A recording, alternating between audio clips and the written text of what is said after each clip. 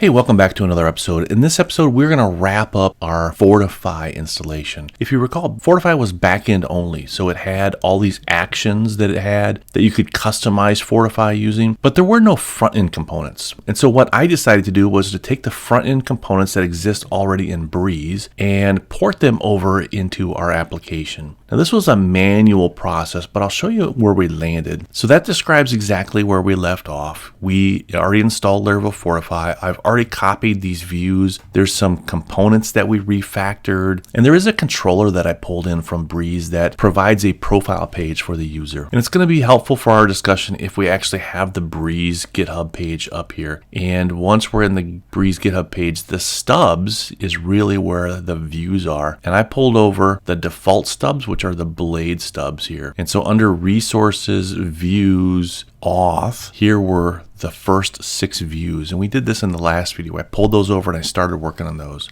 And then after I started with those 6 views, then I ended up pulling over some other files. And so we're going to summarize all the files that I pulled over to make this function here. But first, let's go ahead and see the routes that we have landed on. Most of these routes are handled by Fortify itself. So you can see all the Fortify routes here on the right-hand side, and there are a couple of them that are handled by our profile controller. But let's start here at the top because this is kind of a logical workflow. First, you would register it on the app. So let's go ahead and take a look at the app and see how you register. So if I come over to the application, there is a registration button that leads to a /register route, and I can fill in all the fields. And then when I'm ready to register, I can click the register button.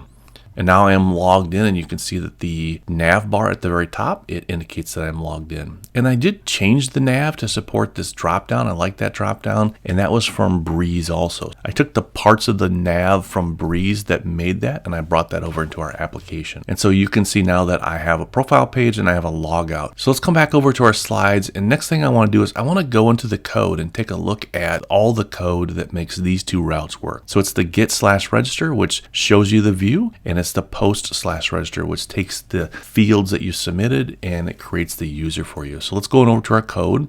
If you recall, in our app, we have this provider, and it's the Fortify service provider, and we've registered our view. So that's how Fortify works. You register these views for the different routes that it supports. And the routes that it supports, you can come down and you can use PHP artisan route list, and you can get a list of all the routes. And so here's our register route. It's a get register and it's a post register. These 2 routes here are handled by Fortify. So this auth.register is in our views, and this is one of the views that I copied from Breeze, and you can see it right here. And again, Breeze was our starting point because I didn't quite like how the components were organized. If you are okay with that, I think it's a lot easier job because you just copy the components from Breeze and you copy these auth blade templates from Breeze, and at that point I think you're pretty set. But I went through the effort of structuring and organizing these templates so that I have these directories that contain the components for that specific type. So for example, all the form components are in the form directory, and all the auth components are in the auth directory. So I went through and I just updated all these components and moved them over into here, and then I changed the route to support the Fortify route, which is register.store. Now after you click this button, then what's going to happen is you're going to come up to a Fortify action that's called create new user. And here is, if you wanted, you could customize this for your application. So maybe you've updated your user not to just have a name, but a first name and a last name. Here you would change your validation rules to handle that. And then down here, you would have to change your call to create to handle that also. And then while we're here, if we take a look at in our views, our layouts and our nav, there's a new section here in our nav that is using this x-nav.dropdown. This is that new bits that I pulled in from Breeze. And so you can see that all right here. I pretty much copied and pasted it, except that I had to refactor the components because I put them in a nav directory. So they're here. So we come back over here, and the next thing is I want to demonstrate the logout. And I'm not going to go through all the details as much in our code, but I do want to demonstrate all of these features. So if we come back to our application, there is a logout feature that's in the dropdown. So I can log out, and I'm back to logging out. The next route that you can see is there's a login route. So there's a get request to show the form, and then there's a post request to handle the data that you submit. So let's go ahead and do that. Here's the get request right here.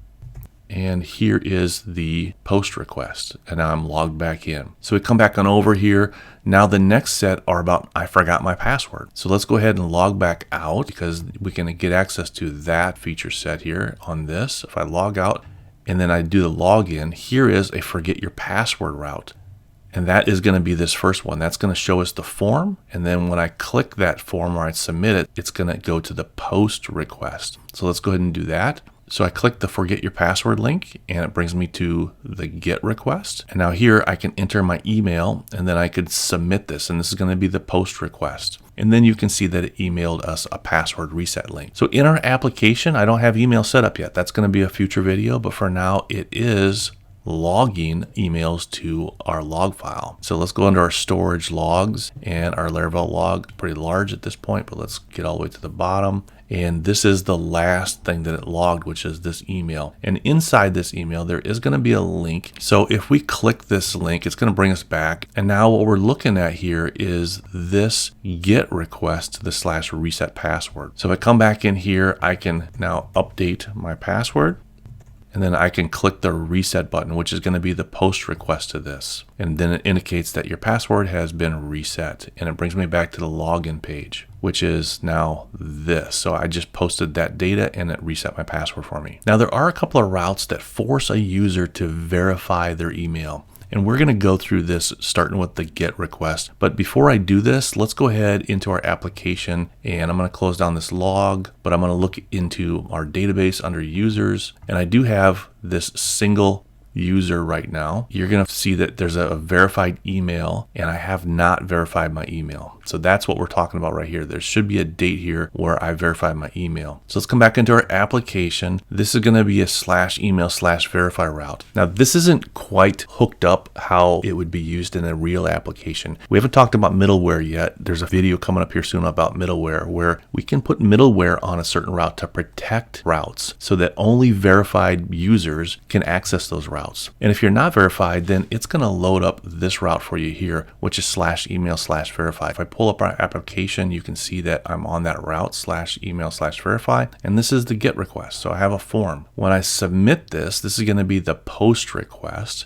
and I'm going to go ahead and submit this. And then it indicates that it has sent us a new verification link. If I come look at the routes, after I submit that button, that's this post request right here. It is going to send out the email verification. There's one other route here. In that email, we're going to get a URL and it's going to satisfy this pattern and that is going to verify our email. So let's go ahead over to our storage folder again. And let's look at the latest email, which is right here. And I'm going to go ahead and click this. I don't think this is going to work. And the reason it's not working is because it's giving us a 403 invalid signature error. And this URL is signed. It has a signature on the end to make sure that it's not modified or changed. But when it was logged, it was escaped. So you can see it right here. I'm going to erase this escaping of the ampersand and I'm going to hit enter again.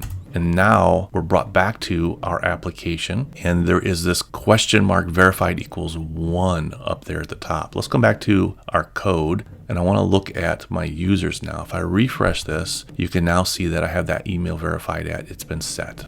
So let's come back over here and look at our next routes. So our next routes are /user confirm password, and there's a GET request and a POST request to this. Now to demonstrate this, I'm going to have to show you something in our application. I got some routes here. There is this /secrets routes where I've added some additional middleware, and we're going to talk about middleware in a future video, but what this is some extra code that can run before and after you run this. And this is useful in authentication scenarios where you want to make sure a certain user has rights or access to this route. But we added this password.confirm route, which is provided to us by Fortify, to this /secrets route. So we come on up to our application again. When I try to get to the /secrets route, let's go ahead and close up the tabs we don't need. But up here, I'm going to try to get to the /secrets route.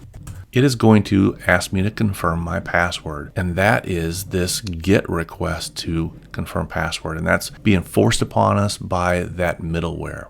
So at this point, I type in my password and I confirm, and then I can get access to all of the secrets. Now when I click that confirm button, that was the HTTP post to this route. Now there is one more route, and I'm going to go ahead and grab this. This is the /user/confirmed password status. Let's come up here and I'm going to paste that in here instead of /secrets. We're going to go to this route. I'm going to double slash, hit enter. This is returning some JSON data to indicate whether or not this user has confirmed their password. And this might be useful if you have a single page app and you want to understand the status of the confirmation. Okay, so we're back at the main page here. Let's come back on over to our routes here. And I have these profile routes now. There is a GET request to /profile. This is going to be handled by the profile controller. And then when you see that, it's going to give you an opportunity to either update your profile information. There's going to be a form there, and we can do a put request to this route, which is handled by Fortify, or we can update our password. And so there is a put request to this route that is handled by Fortify. And the final route that I'll show you in that profile page is to delete your profile. So let's go ahead and take a look at that. Under our drop-down menu, you can see the profile menu item. We'll select this. This is the GET request to the profile. This is handled by the profile controller. So here I can update my name, for example. Changed from Bob to Robert. I can hit save, and it updated here, but it also updated up there because it posted back. Here, if you want, I can do the same thing. I can type in my current password, and I can retype it again. I'm not really going to change it. And I can hit save. And it gives me an indication that it has updated my password right there in line. And then finally down here is that last route to delete your account. If I click this, it does have a modal. There's a modal component that's part of Breeze. So I pulled that in. And once I've pulled it in, here it pops up the modal saying, are you sure you want to delete your account? And at this point, I can go through and delete my account. And then obviously I'm logged out. Then if I come back over to my application and I look at my users table and I refresh this, I no longer have a user. So to make all of that work, I just wanted to go through and highlight all the different files that were pulled in and changed. So let's start from the top and we'll go down. So when we installed Fortify, we got all these actions, and this allows you to customize how things happen when you click those submit buttons. So when I create a new user to register, or I want to do a change to my password, these are the actions that handle those. In HTTP, here is this profile controller. I pulled this over from Breeze, and so you can see it has the profile, and it brings you the profile page. It is a profile.edit page, and it has that destroy method. This is the only one that's not handled by Laravel Fortify. So I pulled that in here and handled it in the controller. In the providers, when we installed Fortify, we get this Fortify service provider. This is where we registered all the different views. I already showed you the register view, but here's the login view. We registered that with Fortify. Here's the forgot password view. We registered that one. Here's the reset password, and we registered that. Here's the confirm password and the verify password. So all these views now are registered with Laravel Fortify. And then speaking of views, if we come down next to look at the views, these are the original 6 views that we started with. I refactored those. I got the components out of them, and I pulled in the Laravel Breeze components, and I just organized them a little bit more. And so you can see nav components and form components. These all came from Laravel Breeze. There is a profile directory here, and these are views for the profile controller. And I got these from Laravel Breeze also. I think I refactored these. These parcels were in a parcels directory. I just like to have my underscore prefix to indicate that it's a partial. I don't need the extra directory there. And then finally, let's take a look at the routes that we added. And if we start from the top and just go down, these routes were already here. So all of these were there. We had our survey routes that we already developed that were already here. And here is kind of the new area. So I'm not really going to cover middleware for now, but you can see that we are applying some middleware. But here are the routes. I have a get request to /profile. I have a delete request to /profile. So this is the show the profile. This is when I click that delete button. And here's that /secrets route that I created just so I can demonstrate how to confirm a password. So after all of those changes, we have a pretty functional authentication system now that merges together Fortify, so all the features of Fortify, and it takes the front end from Breeze. I'm not sure what the Laravel team has in mind for Fortify, but I think this is a great starter package for Fortify if you can modify Breeze and install just the views that you need. And let's scan it down. Oh, there was one change to package.json. I did install Alpine.js because the Breeze components use Alpine. And when you install the package here, once you install the package, if we come back up to our JavaScript here, the app.js has a few changes also. So I import the Alpine.js package, and then I initialize Alpine here. Okay, so that's all the changes that we made. So this combines Fortify and Breeze together. Let's get back over to our slide deck. and let's see where we're at next. I will check that code in offline. This is video number 22 in our Pragmatic Laravel series, and up next we are going to start talking about middleware. I know I've been hinting that we're going to talk about sessions. I am going to have a video on sessions. I think it makes sense at this point, since there's so much middleware that we've been talking about, that we actually go through the details of what is middleware and how does it work? How do you create your own custom middleware? And so that's going to be in the next video. So we'll see you then.